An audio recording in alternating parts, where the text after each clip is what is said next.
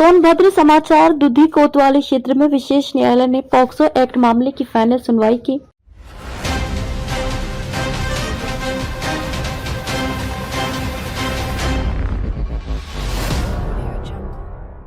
उत्तर प्रदेश के सोनभद्र जिले में दुधी कोतवाली क्षेत्र के अंतर्गत एक महत्वपूर्ण मामला सामने आया है, जिसमें विशेष न्यायालय पॉक्सो एक्ट ने शुक्रवार को एक फाइनल सुनवाई की। ये मामला बच्चों के खिलाफ हुए यौन शोषण से संबंधित है और न्यायाधीश अमितवीर सिंह की अदालत में इसकी सुनवाई की गई। इस मामले में आरोपियों के खिलाफ कठोर कार्यवाही की उम्मीद जताई जा रही है और ये विशेष न्यायालय का निर्णय इस प्रकार के अपराधों के लिए न केवल महत्वपूर्ण है, बल्कि समाज में सुरक्षा और न्याय की भावना को मजबूत करने की दिशा में भी एक अहम कदम है। प्रकरण का विवरण। दुधी कोतवाली क्षेत्र में एक युवती के साथ कथित तौर पर यौन शोषण किया गया था। मामले की गंभीरता को देखते हुए इसे विशेष अदालत पॉक्सो एक्ट के पास भेजा गया, जो बच्चों के खिलाफ यौन उत्पीड़न के मामलों की सुनवाई करता है। अपर सत्र न्यायाधीश और विशेष न्यायाधीश पॉक्सो एक्ट अमितवीर सिंह की अदालत में शुक्रवार को इस मामले की फाइनल सुनवाई की गई। मामले में आरोपी ने अपने खिलाफ लगे आरोपों का विरोध किया था, लेकिन अदालत ने मामले की गहन जांच और सभी गवाहों और सबूतों की समीक्षा के बाद इसे गंभीरता से लिया। विशेष न्यायालय ने इस मामले को बहुत गंभीरता से लिया और मामले में लगे आरोपों पर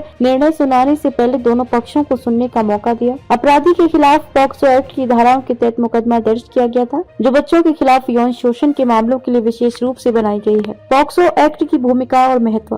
पॉक्सो एक्ट भारत सरकार द्वारा बच्चों के खिलाफ यौन उत्पीड़न, शोषण और अश्लीलता को रोकने के लिए बनाया गया एक कानून है। इस कानून का उद्देश्य बच्चों को यौन शोषण से बचाना और उनके अधिकारों का संरक्षण करना है। पॉक्सो एक्ट के तहत किसी भी प्रकार की शारीरिक, मानसिक या भावनात्मक शोषण को अपराध माना जाता है और इसमें आरोपियों के लिए कठोर सजा का प्रावधान है। इस कानून के तहत अपराधी को दोषी ठहराने के बाद उसे न्यूनतम 3 से 5 साल तक की सजा हो सकती है, जो आवश्यकता अनुसार बढ़ाई जा सकती है। इसके अलावा पॉक्सो एक्ट के तहत कोई भी आरोपी यदि दोषी ठहरता है तो उसे कड़ी सजा के साथ समाज से अलग किया जाता है, ताकि वह आगे बच्चों के लिए खतरा न बने। इस विशेष कानून के लागू होने से बच्चों के खिलाफ होने वाले यौन अपराधों के प्रति जागरूकता भी बढ़ी है और ऐसी घटनाओं की रिपोर्टिंग में भी सुधार आया है। इसका उद्देश्य न केवल बच्चों को सुरक्षा देना है, बल्कि समाज में ये संदेश फैलाने भी है कि किसी भी प्रकार के यौन अपराध को बर्दाश्त नहीं किया जाएगा। मामले की सुनवाई और अदालत का दृष्टिकोण।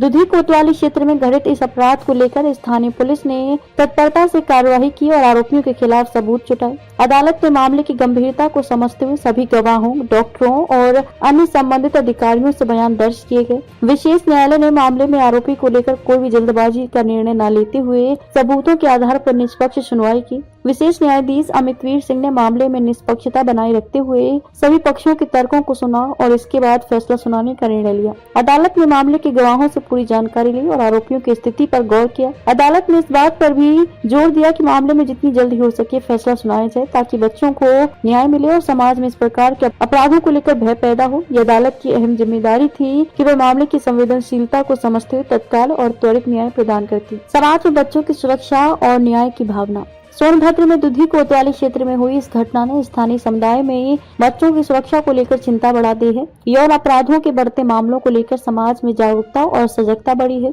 इस मामले में अदालत द्वारा सही समय पर सुनवाई और कठोर निर्णय से ये संदेश गया है कि समाज में बच्चों के खिलाफ होने वाले किसी भी अपराध को सख्ती से रोका जाएगा। सामाजिक सुरक्षा की दृष्टि से ये महत्वपूर्ण है कि समाज के सभी वर्गों, विशेषकर बच्चों को अपने अधिकारों की जानकारी हो और वे अपने साथ हो रहे उत्पीड़न के खिलाफ आवाज उठा सकें। ऐसे मामलों की त्वरित सुनवाई और दोषियों के खिलाफ सख्त सजा देने से ये विश्वास बढ़ता है कि हमारे समाज में बच्चों के प्रति संवेदनशीलता और न्याय की भावना को बढ़ावा दिया जा रहा है। पुलिस और न्यायिक प्रणाली की भूमिका। इस मामले में पुलिस ने अहम भूमिका निभाई है। दुधी कोतवाली पुलिस ने घटना के तुरंत बाद आरोपियों के खिलाफ कार्यवाही शुरू की और प्रमाण जुटाने के बाद अदालत में उचित आरोप प्रस्तुत किए। पुलिस की कार्यवाही ने न्यायिक प्रणाली को समय पर जानकारी उपलब्ध कराई, जिससे अदालत को मामले में सटीक निर्णय लेने में मदद मिली। इसके अलावा न्यायिक प्रणाली की भूमिका भी अत्यंत महत्वपूर्ण रही। विशेष न्यायालय ने इस मामले की सख्ती से सुनवाई की और ये सुनिश्चित किया कि किसी भी प्रकार की देरी न हो, जिससे पीड़ित को जल्दी न्याय मिल सके। विशेष न्यायाधीश अमितवीर सिंह ने मामले की गंभीरता को समझते हुए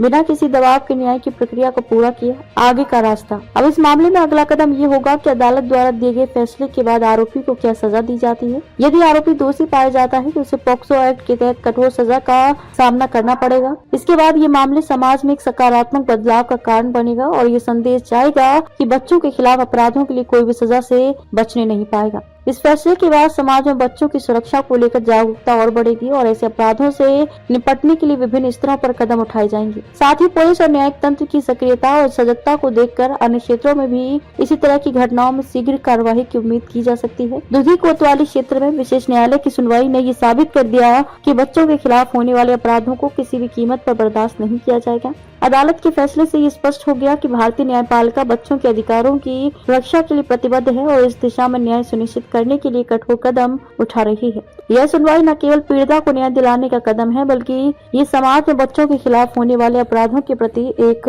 सशक्त संदेश भी देती है।